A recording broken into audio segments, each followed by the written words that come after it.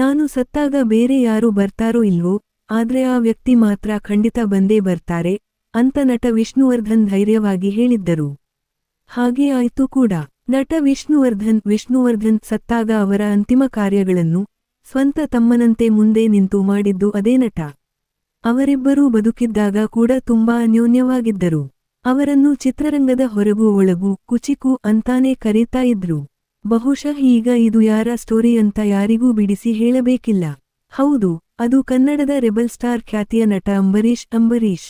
ನಟ ವಿಷ್ಣುವರ್ಧನ್ ಅವರು ಕನ್ನಡದ ಇನ್ನೊಬ್ಬರು ಮೇರು ನಟರ ಅಭಿಮಾನಿಗಳಿಂದ ಸಾಕಷ್ಟು ಕಿರುಕುಳ ಅನುಭವಿಸಿದಾಗ, ಅವರಿಂದ ಹಲ್ಲೆಗೆ ಒಳಗಾದಾಗ, ಕೊಲೆ ಬೆದರಿಕೆಗಳನ್ನು ಎದುರಿಸಿದಾಗ ಸಹಾಯಕ್ಕೆ ನಿಂತಿದ್ದು ನಟ ಅಂಬರೀಶ್.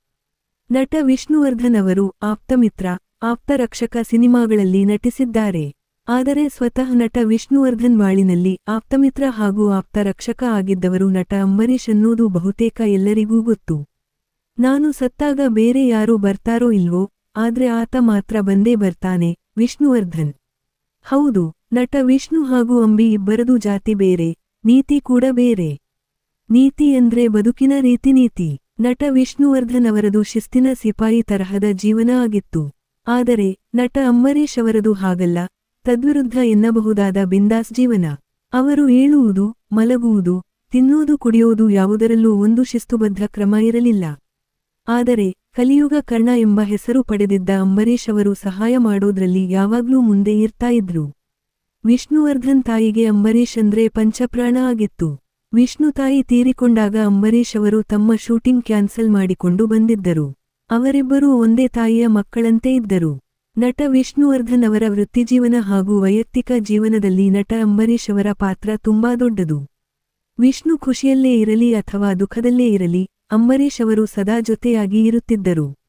ಅವರಿಬ್ಬರೂ ಐಹಿಕವಾಗಿ ಎಲ್ಲಿಯೇ ಇರಲಿ, ಸದಾ ಪರಸ್ಪರ ಮಾತುಕತೆಯಲ್ಲಿ ಇರ್ತಾ ಇದ್ರು. ವಿಷ್ಣು ಮಂಚು ಕಣ್ಣಪ್ಪ ಹಾಡು ಬಿಡುಗಡೆ ಮಾಡಿ ಹರಸಿದ ಶ್ರೀ ರವಿಶಂಕರ್ ಗುರೂಜಿ.